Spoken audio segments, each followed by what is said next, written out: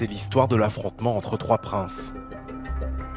Trois souverains qui sont arrivés entre 2013 et 2015 à la tête des monarchies pétrolières les plus riches de la planète. L'Arabie Saoudite, le Qatar et les Émirats Arabes Unis. Une génération aux ambitions démesurées, qui rêve de prendre la direction du monde arabe. On a des gens qui pensent que ce pouvoir leur est donné éternellement. C'est clairement des enfants gâtés qui sont au pouvoir. La rivalité entre ces trois hommes a plongé le Golfe dans une crise sans précédent. Le plus jeune a 33 ans. Mohammed Ben Salman, dit MBS, gouverne l'Arabie Saoudite. Son passe-temps préféré, les jeux vidéo de combat. Mohammed Ben Salman vit dans une sorte de monde parallèle, comme un jeu, où l'on peut tout contrôler avec une manette, avoir le droit de vie ou de mort.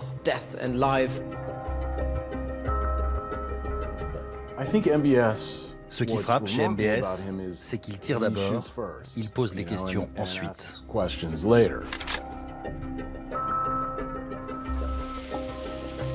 Accueilli comme un réformateur en Occident, l'homme fort de Riyad avait dévoilé sa brutalité dès son arrivée au pouvoir, en déclenchant une guerre sanglante au Yémen. Un conflit qui a déjà fait plusieurs dizaines de milliers de morts.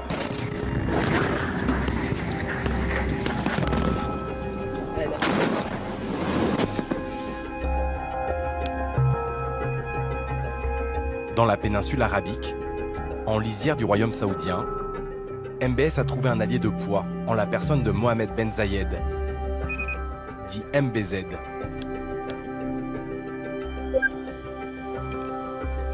À 58 ans, le prince héritier d'Abu Dhabi dirige les Émirats Arabes Unis d'une main de fer. Mohammed Ben Zayed, c'est un militaire. Il réfléchit en militaire et il va faire de l'armée le moteur de son ascension. MBZ est paranoïaque. Il pense être entouré de gens en qui il ne peut pas avoir confiance.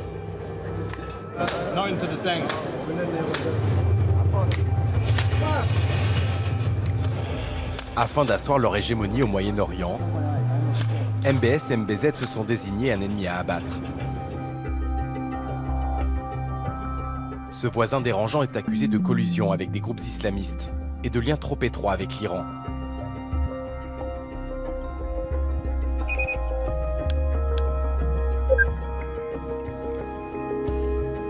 L'émir du Qatar, Tamim Al-Thani, est surtout coupable de faire de l'ombre aux deux autres, avec notamment l'organisation de la prochaine Coupe du Monde de football.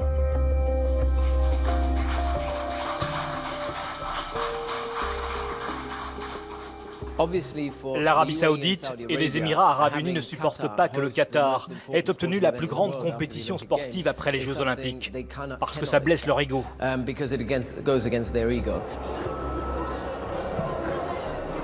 Les princes du Golfe se connaissent bien. Vous avez ce choc des ambitions qui explique en partie aussi la crise que l'on connaît entre le Qatar et certains de ses voisins. Dans le Golfe, critiquer les familles royales reste un crime de lèse-majesté, passible de prison, voire de la peine de mort. Plus personne ne s'y risque depuis que le journaliste et dissident saoudien, Jamal Khashoggi, a été assassiné à Istanbul, dans le consulat du royaume. Son tort, avoir osé s'attaquer publiquement à MBS, le prince héritier d'Arabie Saoudite.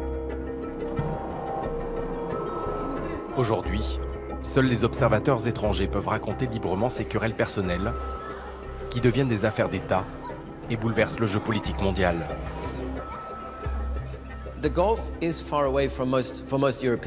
Pour les Européens, le Golfe reste une région lointaine.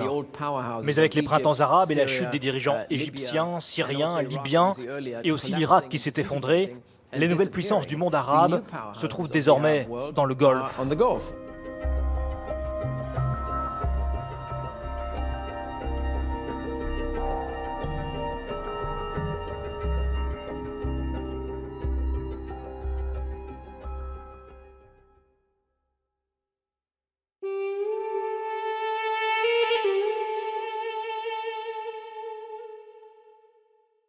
Ce qu'on appelle les familles régnantes du Golfe, ce sont en réalité des tribus qui se sont imposées progressivement au XVIIIe, XIXe et XXe siècle. Ces familles vivent comme des bédouins, donc de manière assez austère, c'est-à-dire essentiellement du nomadisme, d'une petite agriculture, de la pêche, etc. La richesse se manifestait essentiellement par le nombre de chameaux, la prospérité de tel ou tel commerçant.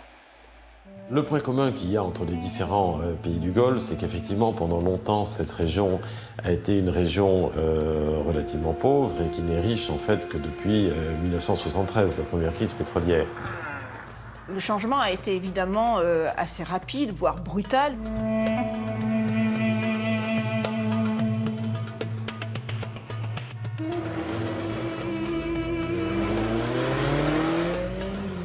Les nouveaux dirigeants qui s'affirment dans les années 2010 représentent en effet un changement de génération.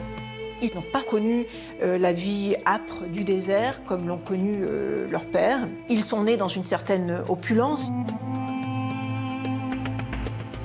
Dans cette folie des grandeurs, le prince héritier d'Arabie Saoudite aurait acheté le tableau le plus cher du monde. Le Salvator Mundi, attribué à Léonard de Vinci.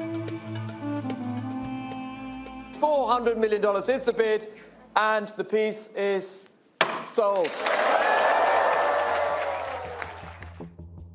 Un cadeau pour son ami et allié, Mohamed Ben Zayed, le prince d'Abu Dhabi qui s'est offert un musée du Louvre, dessiné par Jean Nouvel.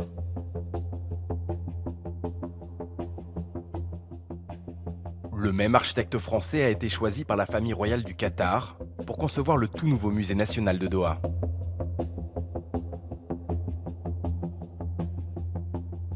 Il y a une sorte de politique de surenchère qui se met en place.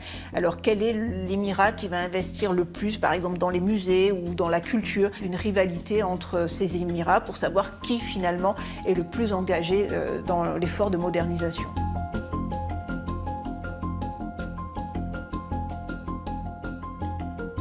Ces villes savent très bien qu'un jour, le pétrole sera terminé et que désormais, elles ont besoin d'attirer des capitaux, elles ont besoin d'attirer de la publicité, elles ont besoin d'attirer des touristes. Il faut effectivement être la ville qui abrite l'immeuble le plus haut du monde, le gratte-ciel le plus fastueux, le plus prestigieux du monde, etc.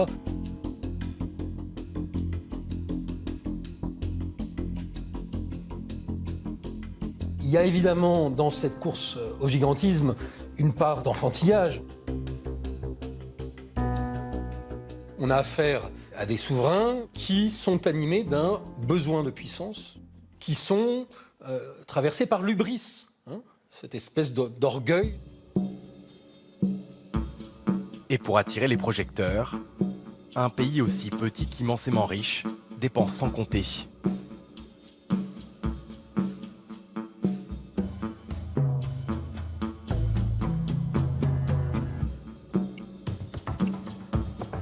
C'est là que Tamim Al-Thani arrive au pouvoir en 2013.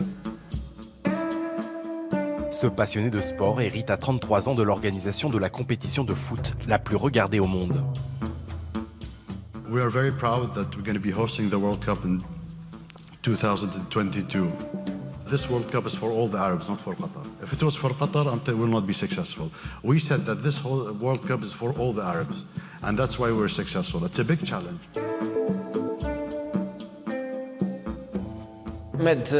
J'ai rencontré l'émir du Qatar plusieurs fois. C'est un sportif, un vrai compétiteur. Il joue au tennis, il adore le foot. La famille royale et Tamim en particulier sont dingues de sport. Leur investissement dans le PSG à Paris n'est pas anodin. Tamim assiste même au match, tellement il aime ça. Bonjour, allez au Qatar.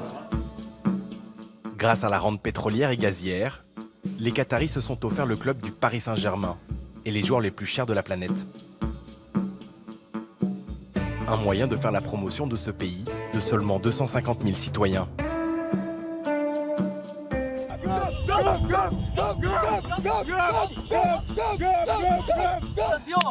Merci mon frère. Merci beaucoup mon frère. Le sport pour les Qataris, c'est un vecteur de rayonnement imparable.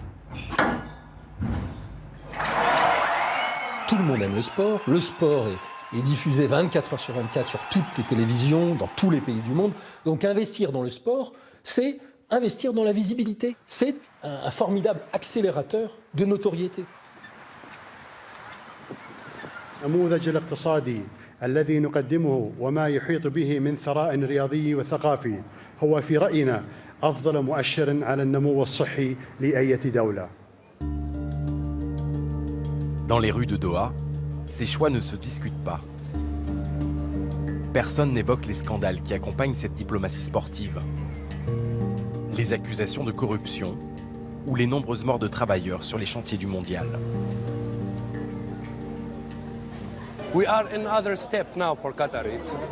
Nous avons franchi un cap. Le Qatar est le premier pays arabe qui va accueillir la Coupe du Monde. Nous, un petit pays qui n'a pas de longue histoire, contrairement à l'Arabie Saoudite. Alors bien sûr, tous les Arabes nous envient.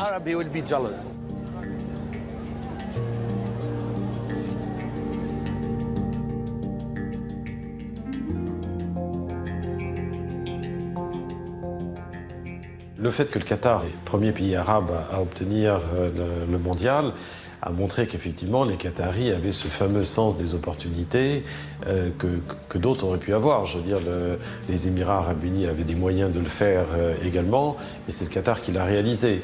Donc que ceci ait été perçu par d'autres pays comme étant c'est encore le petit qui joue dans la cour des grands, c'est un fait. À la fin de la dernière Coupe du Monde, un journal saoudien a eu ce titre extrêmement révélateur. La Coupe du Monde 2018 est terminée. À bientôt pour la Coupe du Monde 2026.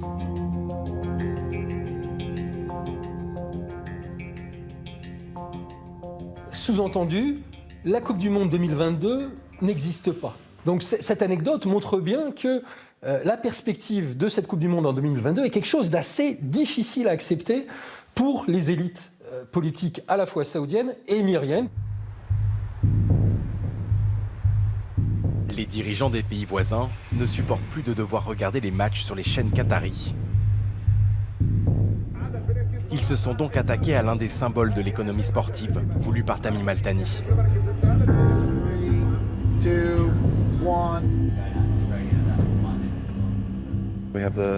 Nous avons l'exclusivité des 5 grands championnats européens. La Coupe d'Afrique des Nations, les JO, les droits FIFA et UEFA, le plus large portefeuille de droits de diffusion au monde. Et tout d'un coup, apparaît sur un canal fantôme une chaîne dont personne n'a entendu parler jusque-là, qui s'appelle Be Out Q. C'est un jeu de mots. Be Out, c'est le contraire de Be In, et Q à la fin pour représenter le Qatar. Donc ça signifie dehors le Qatar. Voici Be In Sport 3, notre chaîne. 22 minutes, 32 secondes de match. Avec à peu près 6 secondes de retard, Be Out Q récupère l'antenne, colle son logo sur le nôtre et rediffuse comme si le contenu lui appartenait.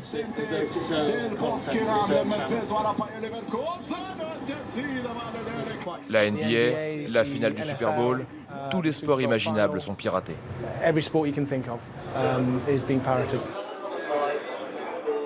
Donc tous les matchs se retrouvent sur cette chaîne qui, évidemment, n'a payé aucun droit à la FIFA ou à l'UEFA pour avoir la possibilité de retransmettre ces matchs.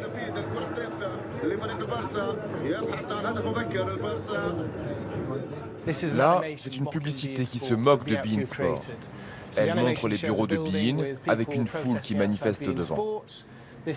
À l'intérieur, vous voyez une caricature d'un dirigeant de Be In Sport, un nabab entouré de billets de banque.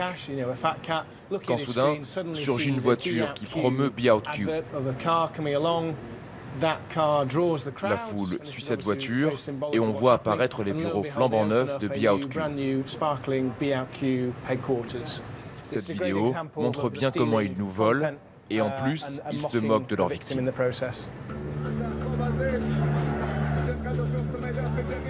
ne sait pas exactement qui est derrière, mais ce sont des Saoudiens. Le piratage vient d'Arabie Saoudite. Ils vendent des publicités en monnaie saoudienne. Leur chaîne est largement diffusée en Arabie Saoudite, dans les cafés, les espaces publics. Et le signal passe par Arabsat, une entreprise dont l'actionnaire principal est l'État saoudien. La chaîne réclame 1 milliard d'euros de dommages et intérêts. En parallèle, le Qatar a porté plainte devant l'Organisation mondiale du commerce. Les championnats européens ont tous porté plainte en disant il faut que ça s'arrête. Mais les Saoudiens et les Émiriens n'en ont rien à faire.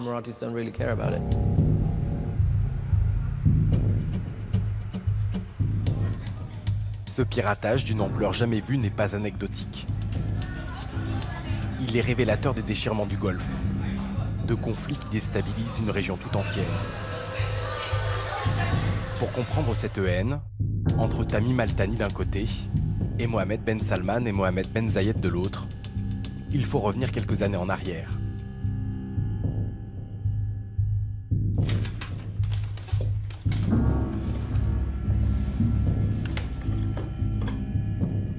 Le vrai point de rupture dans la région, ça a été les printemps arabes.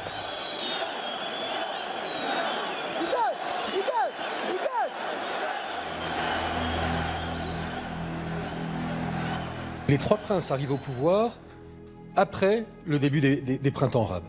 Tamim Al-Thani en 2013, Mohammed Ben Zayed en 2014 et Mohammed Ben Salman en 2015.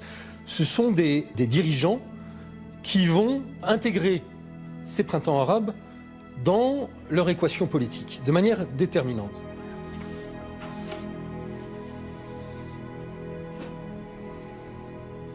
Quand le printemps arabe commence, les trois pays, l'Arabie Saoudite, le Qatar et les Émirats, le premier réflexe des dirigeants, ça a été d'augmenter les salaires de tous les fonctionnaires. Ces monarchies conservatrices veulent maintenir le statu quo. Elles incarnent le statu quo. Elles ne veulent pas que les choses changent. Le changement, c'est dangereux pour ces dirigeants qui n'ont pas été élus démocratiquement. Le mouvement de révolte qui se lève dans le monde arabe va profondément diviser les monarchies du Golfe, en total désaccord sur les réponses à lui donner.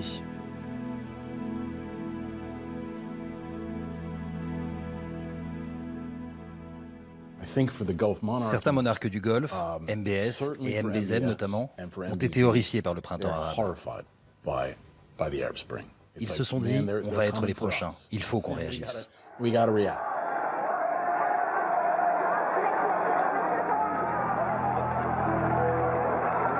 Le Qatar ne s'est pas senti menacé par le printemps arabe, principalement parce que c'est des trois pays celui qui est le plus petit en termes de population. Il n'y a pas de place pour une opposition organisée. C'est le pays à la fois le moins peuplé et aussi le plus riche.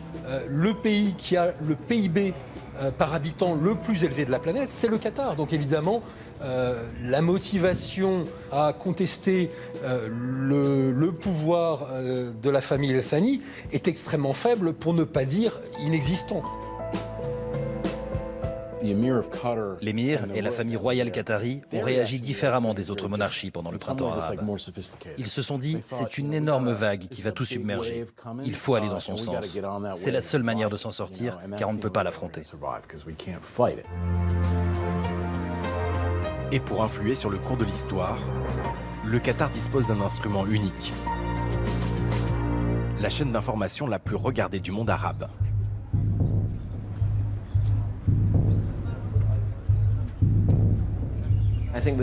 Sans Al Jazeera, le printemps arabe ne se serait pas propagé aussi facilement. Al Jazeera est une télévision d'État, créée en 1996 par l'ancien émir, dans son projet de libéralisation de la société arabe. Il s'agissait par exemple de donner la parole aux critiques de l'autoritarisme dans la région. Tout le monde s'exprimait sur Al Jazeera. Vous pouviez être un extrémiste chiite ou un extrémiste sunnite et être invité en plateau.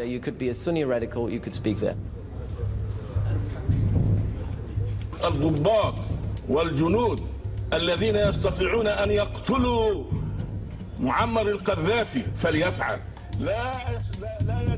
Cet appel au meurtre du dictateur libyen est prononcé par un des idéologues les plus influents des frères musulmans, un réfugié politique au Qatar.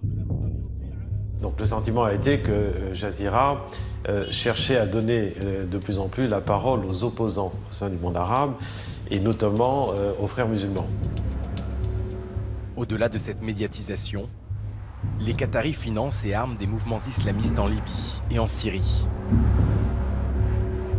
En Tunisie et en Égypte, leur aide contribue aux victoires électorales des frères musulmans.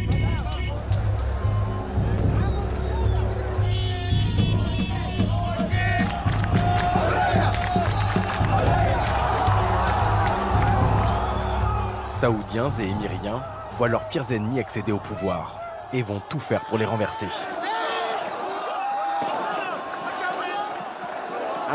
Je comprends que cela pose problème à l'Arabie Saoudite et aux Émirats, qui se disent contre l'islamisme et l'assimilent au terrorisme. L'islam politique est la principale force d'opposition au régime autoritaire et aux dictateurs nés du nationalisme arabe dans les années 60. Et donc, endiguer l'islam politique et l'islamisme est la priorité absolue de MBZ et MBS, car ce sont des forces qu'ils ne contrôlent pas.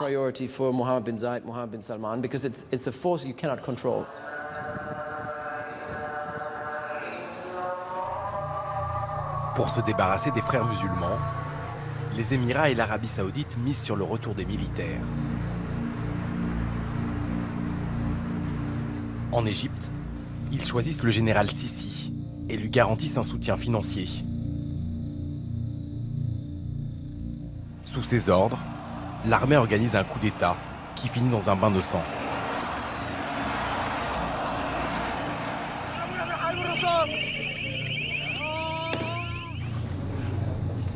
Pour marquer sa revanche sur le Qatar, le régime égyptien condamne une équipe d'Al Jazeera à 3 ans de prison.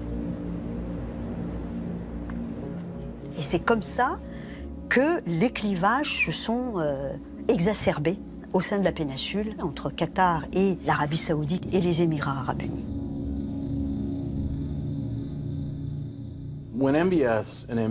Quand MBS et MBZ regardent le Qatar, ils voient les frères musulmans qu'ils haïssent de manière viscérale. C'est ainsi que bombarder Al Jazeera, comme l'a évoqué en privé Mohamed Ben Zayed, est une idée qui peut se comprendre d'un point de vue comme le sien, obsédé par le désir de contrôler la sphère publique et la société civile.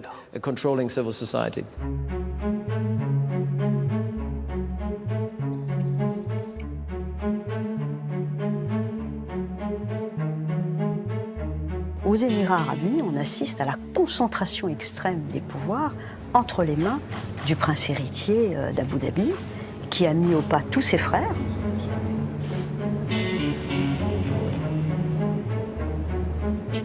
Le premier projet de Mohamed Ben Zayed, c'était de créer une armée crédible et d'axer toute sa doctrine militaire autour de la protection des frontières.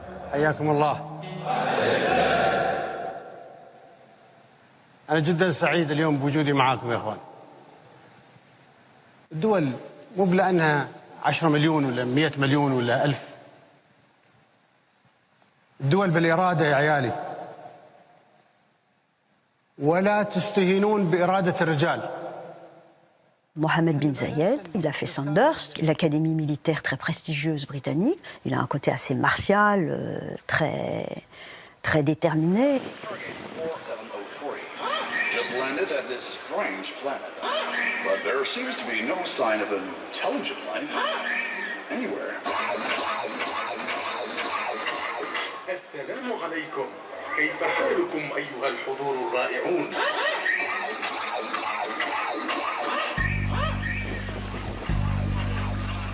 Fasciné par les nouvelles technologies militaires, Mohamed Ben Zayed organise tous les 2 ans un salon devenu la plus importante foire aux armements de la planète.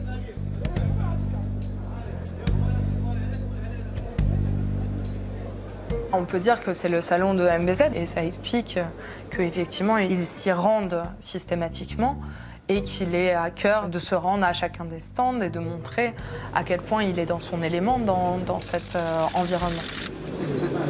Je vais vous présenter mon fils. Parce que je suis venu avec des enfants.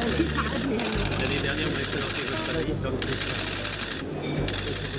C'est le bébé de MBZ comme faisant partie de l'ensemble de cette stratégie. Avec sa diplomatie du carnet de chèques, le prince héritier, lui-même ancien pilote d'hélicoptère, a su s'attirer les bonnes grâces des capitales occidentales. En dépensant des milliards d'euros à chaque édition, les Émirats arabes unis sont devenus le pays le plus militarisé par habitant de la planète.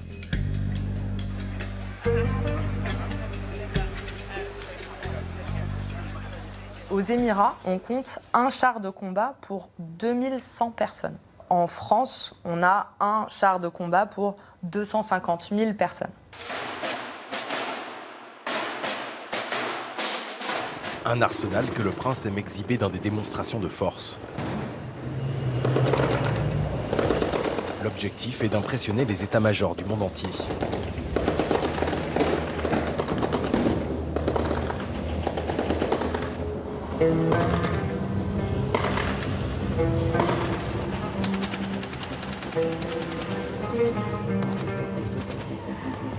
الشرق الأوسط منطقة فيها كثير من الأحداث تحاول دائما ترسل رسالة إيجابية للعالم. الشرق الأوسط ممكن يطلع منها خير ونحن موجودين.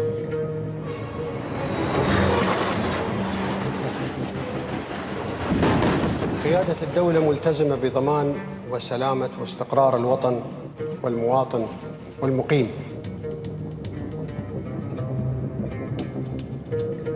On voit le vrai visage d'MBZ en tant que prince qui veut rayonner par-delà les frontières et veut devenir un leader charismatique au sein du monde arabo-musulman. Ce que certains appellent le souhait de créer la nouvelle Sparte du Moyen-Orient, c'est-à-dire c'est une façon de se faire respecter dans la région.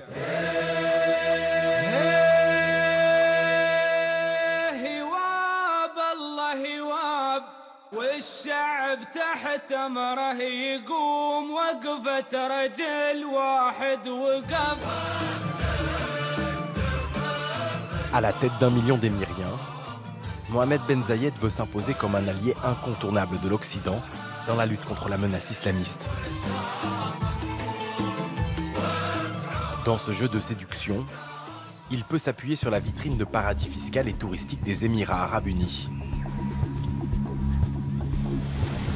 Une image notamment construite autour de Dubaï, ses îles artificielles, ses hôtels de luxe et sa tolérance en matière de mœurs.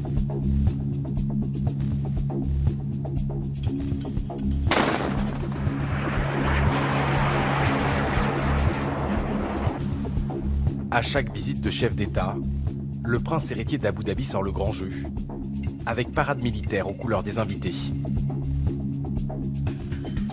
Sous couvert de modernité, de libéralisme, Mohamed Ben Zayed a reçu en grande pompe le pape. Donc c'est la première fois qu'un pays de la péninsule arabique accueille sa sainteté le pape. Donc tout ça, ça va dans le sens de on est ouvert au monde, aux religions, à tous les cultes. Et ça ne l'empêche pas, chez lui, de régner d'une main de fer.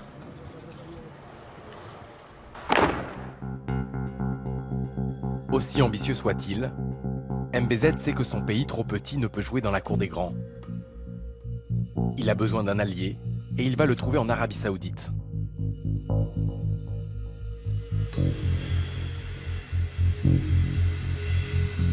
Mohamed Ben Zayed a vu l'arrivée au pouvoir de MBS, Mohamed Ben Salman, comme une formidable opportunité.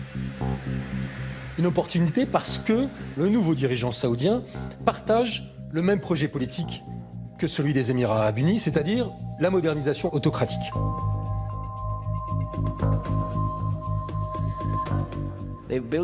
Ils ont développé une relation de maître à élève, avec MBZ en maître et MBS en élève. Leur ambition, faire passer l'Arabie Saoudite du Moyen-Âge au XXIe siècle, en prenant les Émirats pour modèle.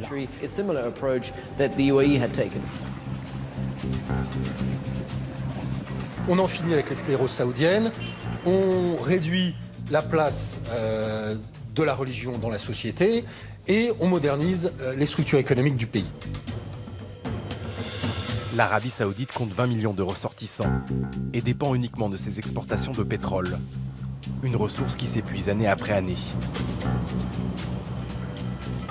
Le pays a besoin de se diversifier et MBS va s'emparer de ce défi.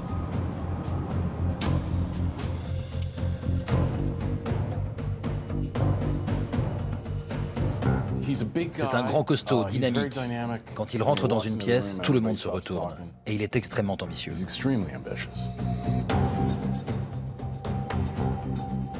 إذا نجحنا في الخمس سنوات القادمة سوف تلتحق فينا دول أكثر وسوف تكون النهضة القادمة في العالم في 30 سنة القادمة في الشرق الأوسط إن شاء الله. هذه حرب السعوديين، هذه حربي اللي أخوضها شخصيا، ولا أريد أن أفارق الحياة إلا وأرى الشرق الأوسط في مقدمة مصاف العالم، وأعتقد أن هذا الهدف سوف يتحقق 100%. الله يعطيك طول العمر يا سيدي.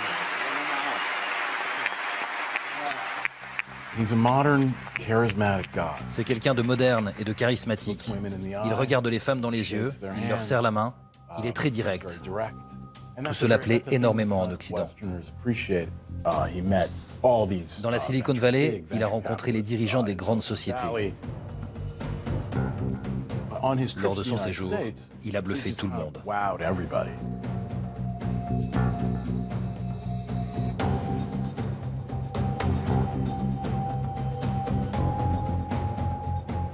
Et pourtant, rien ne prédestinait MBS à gouverner l'Arabie saoudite. En 2015, son père Salman devient roi à l'âge de 79 ans. C'est l'un des derniers fils vivants d'Ibn Saoud, le fondateur de l'État saoudien. Et pour la première fois depuis 60 ans, le pouvoir va se transmettre à une nouvelle génération. MBS est le fils préféré, et dans l'ombre, il va éclipser tous ses concurrents.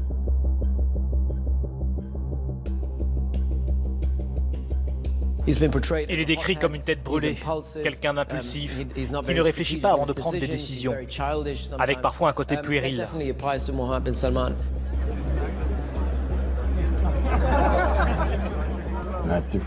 Ça le différencie de ses prédécesseurs, qui étaient des vieux somnolents, à l'air détaché, ou des autres membres de la famille installés à Monte-Carlo ou des villes du même style. Lui, c'est un local, un jeune qui aime les jeux vidéo. Et ça, tous les Saoudiens le comprennent.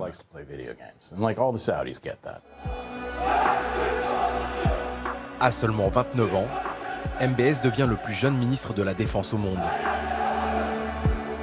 Et dès son arrivée aux manettes du pouvoir, son regard se tourne vers l'ennemi de toujours.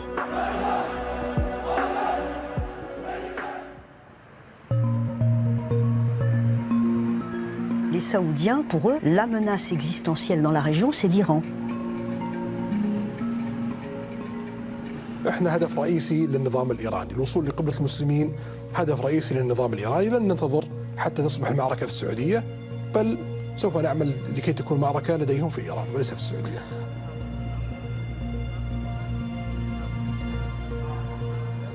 Il y a une rivalité très forte entre l'Iran et l'Arabie saoudite qui se posent tous les deux comme les deux grandes puissances du Golfe.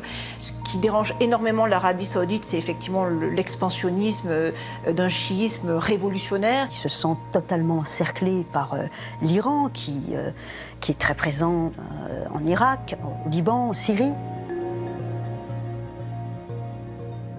Et évidemment avec les Houthis au Yémen. C'est le Moyen-Orient. Tout le monde influence tout le monde. Pour les Saoudiens, les Houthis et les Iraniens, c'est la même chose. En fait, c'est plus complexe. Début 2015, MBS prend ses fonctions de chef des armées. Pendant ce temps-là, au Yémen, les Houthis, une milice locale chiite et pro-iranienne, s'emparent de Sanaa, la capitale.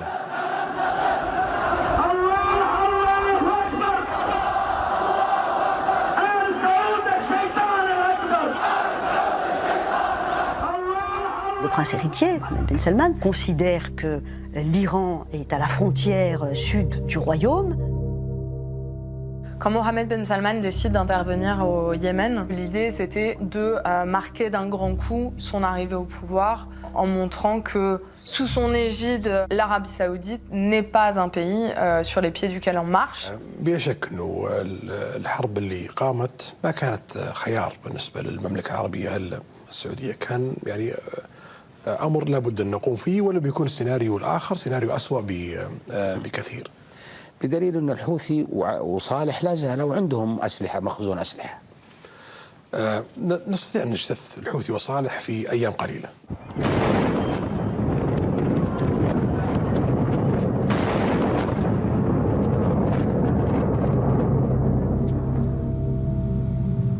Dans cette guerre annoncée comme éclair, MBS peut compter sur le soutien de son allié, MBZ, et de son armée suréquipée. L'intervention émiratie au Yémen, ça leur a permis de montrer, d'exhiber leur puissance militaire aux yeux du monde entier.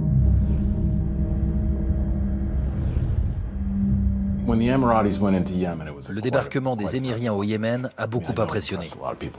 Même au Pentagone, ils étaient surpris, en mode « Waouh, ils y ont été, pas mal. Peut-être que ça va pas tourner si mal. » Je pense qu'ils ont vite changé d'avis.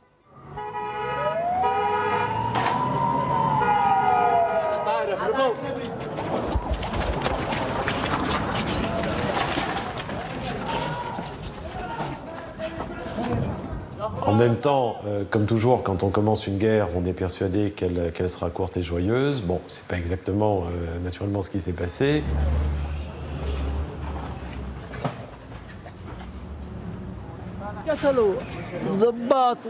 Ils tuent des soldats, des civils, des policiers, des gens du peuple. Ils visent des universités. Le régime saoudien tue des étudiants. Ce sont eux les terroristes. Ils peuvent bombarder Sanaa jusqu'à faire jaillir du pétrole. On ne se rendra jamais.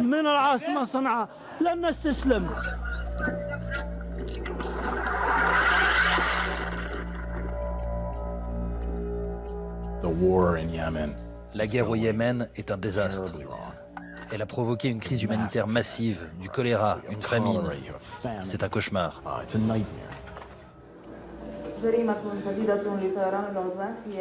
C'est inextricable quand même, c'est un bourbier, c'est un peu le Vietnam des Saoudiens, hein. C'est avec leur allié émirati.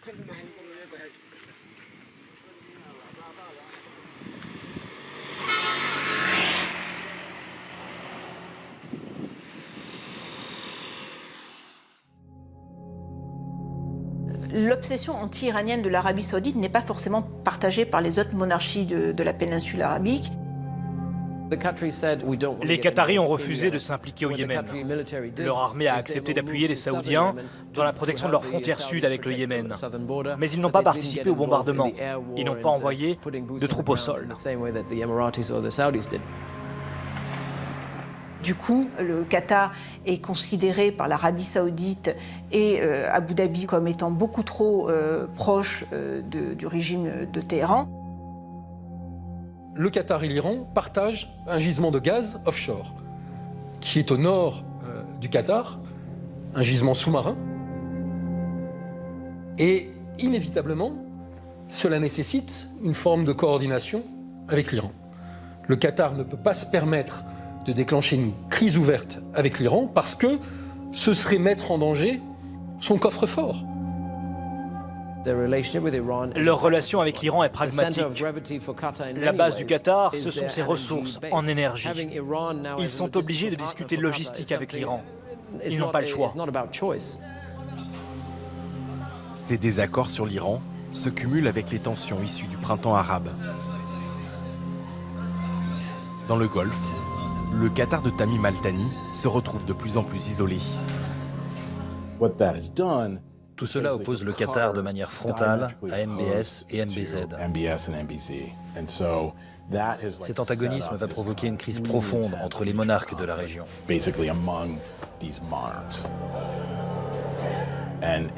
Une crise d'une ampleur sans précédent. Et ces tensions entre les trois princes vont éclater avec l'entrée en jeu d'un nouvel acteur. L'élément clé, c'est Donald Trump. Il joue un rôle crucial. C'est lui qui provoque la crise telle qu'on la connaît aujourd'hui.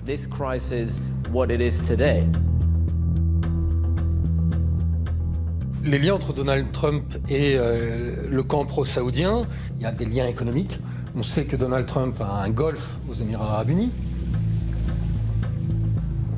Beaucoup de membres de l'équipe de campagne de Trump avaient investi aux Émirats. Donc MBZ possédait déjà un carnet d'adresses bien fourni.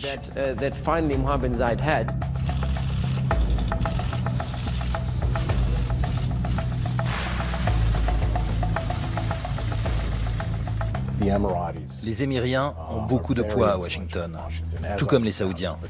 Et là-bas, ils travaillent main dans la main. Les Émirats Arabes Unis ont eu cette intuition assez remarquable que Donald Trump était un homme avec une culture géopolitique plutôt sommaire et qu'il y avait une possibilité pour eux de modeler sa vision de la région.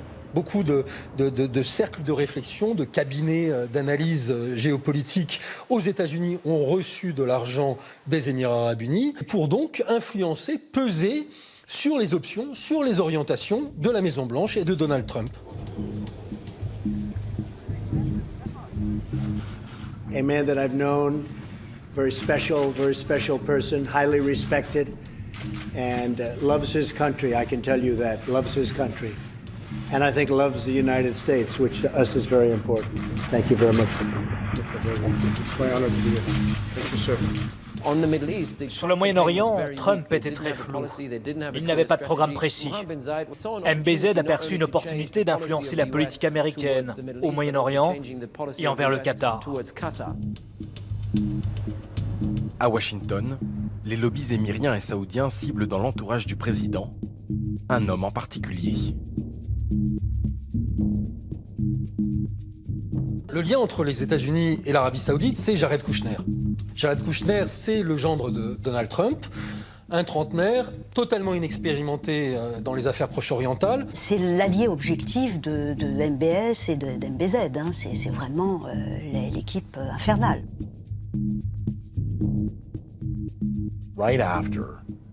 Juste après l'investiture, en janvier 2017, Jared Kushner venait d'être nommé responsable du Moyen-Orient. Voilà, c'est ton portefeuille. Alors, Jared prend une carte du Moyen-Orient, l'étale sur la table et se demande où on en est au Moyen-Orient. Qu'est-ce qui se passe? L'Irak, le Liban, la Syrie, on les a perdus. L'Iran les tient. C'est qui nos amis? Avec les pays de la région, les partenaires traditionnels ont toujours été notamment l'Arabie Saoudite et les Émirats Arabes Unis. Ils décident de tout faire pour renforcer ces deux piliers et s'en prendre à l'Iran. L'ensemble de leur stratégie au Moyen-Orient se résume à cela, taper sur l'Iran. Et c'était exactement ce que MBS et MBZ désiraient, plus que tout au monde.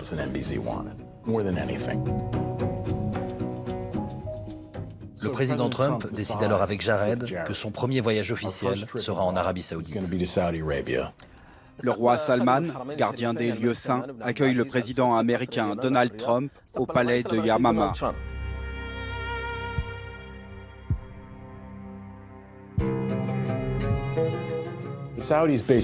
Les Saoudiens ouvrent le carnet de chèques et sortent le grand jeu. Ils dépensent environ 60 millions d'euros pour que ce soit grandiose. On aurait dit Las Vegas.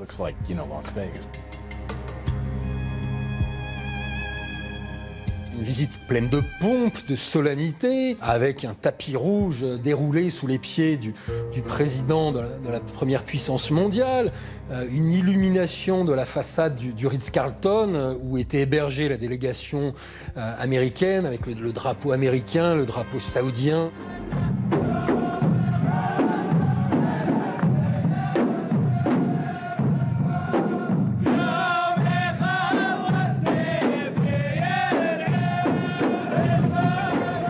That's beautiful. That is so beautiful. Heavy. This is the war dance. I can see that. It's as if somebody said to C'est comme si quelqu'un avait dit à MBS et MBZ comment impressionner Trump et lui faire plaisir en dépensant de l'argent. Spend money. C'est un donnant-donnant, entre guillemets, qui a été négocié entre eux.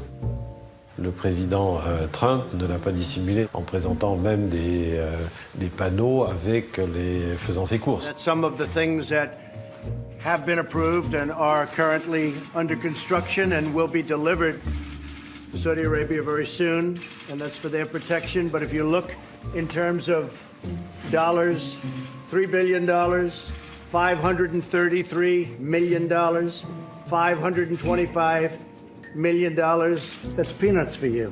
Should have increased it.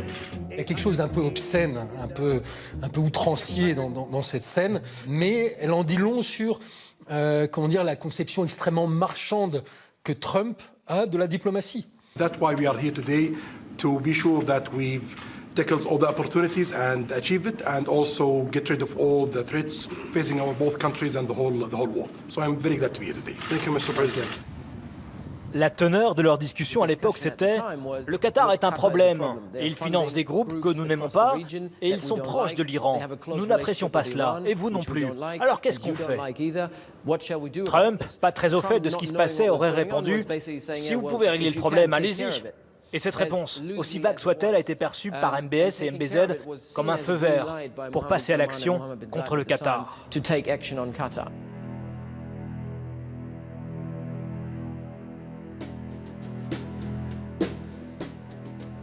La crise du Golfe, elle commence très précisément à minuit 15, le 24 mai 2017. À ce moment-là, un article apparaît sur le site de l'agence de presse officielle qatari, la Qatar News Agency, QNA, et l'article dit que l'émir Tamim Al Thani, lors d'une réunion de remise de diplôme à des élèves officiers, aurait prononcé des paroles très en rupture avec le bon ton diplomatique dans le Golfe.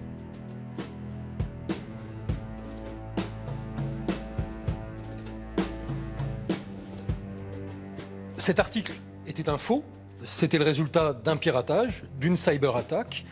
On l'a su au bout de quelques semaines lorsque la CIA a dépêché des experts informatiques à Doha. Pourquoi ont-ils fait ça?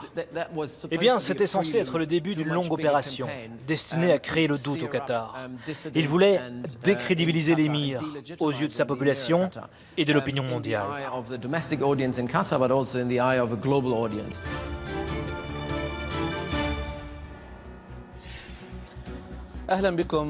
Bienvenue dans notre journal du soir consacré à l'analyse des propos de l'émir du Qatar, le cheikh Tamim Al Thani. Pendant 2 semaines, il y a toute une machine de Qatar bashing, de dénigrement du Qatar sur les ondes des médias pro-saoudiens qui se met en place. Le Qatar a toujours été l'enfant terrible du Golfe.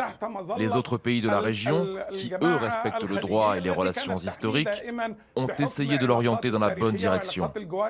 Mais le Qatar a révélé son vrai visage, celui d'une source de financement des terroristes.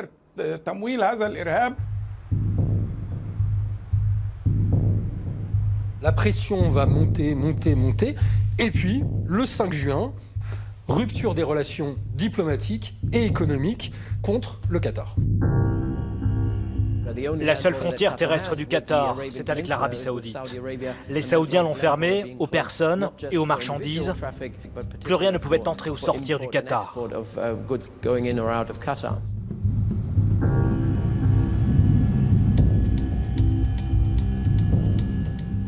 Les Émiriens et les Saoudiens ont aussi interdit leur espace aérien aux avions qataris.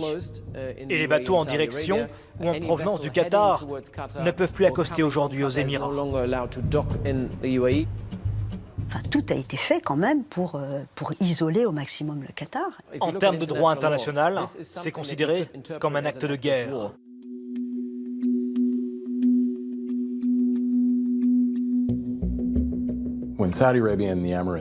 Quand les Saoudiens et les Émiriens ont mis en place le blocus, je peux vous assurer qu'au Pentagone, beaucoup ont craint que ce ne soit le prélude à une invasion, qu'ils allaient déclencher une guerre. Le problème, le drame, c'est qu'à l'époque, Trump a beaucoup soutenu l'Arabie Saoudite et les Émirats Arabes Unis dans ses accusations. The nation of Qatar, unfortunately, has historically been a funder of terrorism at a very high level.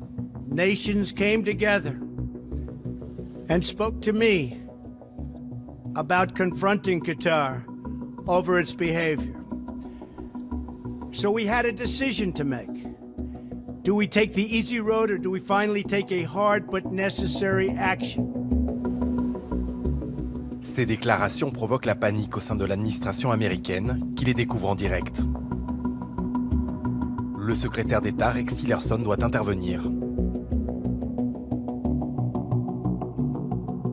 Tillerson a expliqué à Trump qu'il n'avait peut-être pas encore compris que les États-Unis avaient la plus grosse base installée au Qatar. À l'époque, Trump ne savait pas que Al-Udeid, la principale base américaine dans la région, d'où partent les missions en Afghanistan, au Pakistan et contre Daesh, il ne savait pas qu'elle se trouvait au Qatar. Il pensait qu'elle était aux Émirats. Il ne fallait surtout pas que les États-Unis prennent parti pour les uns et les autres contre justement le Qatar. Alors ça, Trump a fini par le comprendre.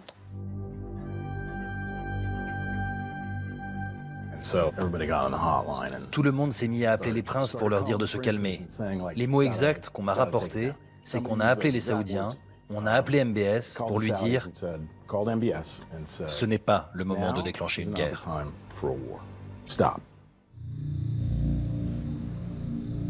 Les projets d'invasion sont suspendus. Mais le blocus reste en place. Une guerre froide commence dans le Golfe. بطبيعة مجتمعنا وشعبنا وكما تعلمون الحياة في قطر تسير بشكل طبيعي منذ بداية الحصار وقد وقف الشعب القطري تلقائيا وبشكل طبيعي وعفوي دفاعا عن سيادة وطنه واستقلاله. Avec la crise, le nombre de contrats d'armement signés a augmenté, particulièrement avec les Qataris, qui ont commandé une sacrée quantité d'armes. Il a acheté des bâtiments de guerre, des chasseurs-bombardiers, en nombre tellement important qu'aujourd'hui, le Qatar dispose d'une flotte aérienne totalement disproportionnée par rapport au nombre de pilotes de chasse dont il dispose. Tamim triomphe à tous les niveaux, là, pour le coup. La population a véritablement fait corps autour de lui. On a vu ce dessin, ce profil placardé sur tous les murs de Doha, à l'arrière des voitures, etc. Et c'est quelque chose qui a été fait de manière relativement spontanée.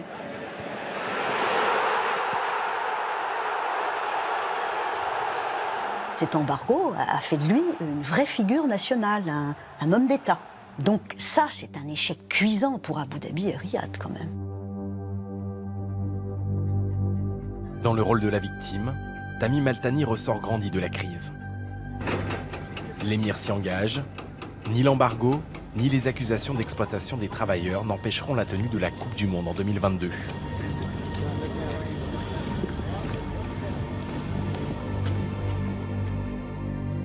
Pour l'axe MBS et MBZ, l'opération contre le Qatar tourne au fiasco et la guerre au Yémen s'enlise. C'est dans ce contexte qu'éclate en octobre 2018 l'affaire Jamal Khashoggi. Accusé d'avoir commandité l'assassinat du journaliste saoudien, MBS se retrouve persona non grata sur la scène internationale. Lors du G20, on a vu le prince héritier un petit peu isolé, etc. C'est vrai que tout le monde le snobait un peu. Sur le plan diplomatique, les relations sont inchangées. L'Arabie saoudite est toujours notre allié. Mais en réalité, c'est plus problématique. Je pense qu'à l'avenir, quand MBS viendra aux États-Unis, il ne pourra pas s'afficher publiquement sans que tout le monde dise « c'est lui qui a fait tuer Jamal Khashoggi ». Il risque de rester au pouvoir 40 ou 50 ans. Ça va laisser une tache indélébile dans les relations entre l'Arabie saoudite et l'Occident.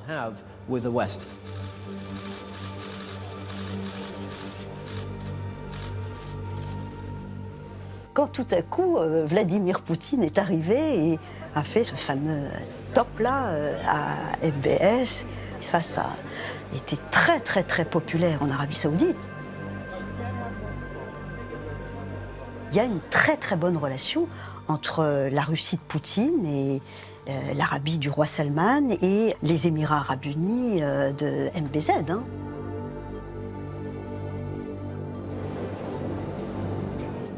Dans le grand jeu diplomatique, les princes héritiers saoudiens et émiriens se tournent de plus en plus vers la Russie et la Chine. Ces pays sont moins regardants sur les droits de l'homme ou les crimes de guerre.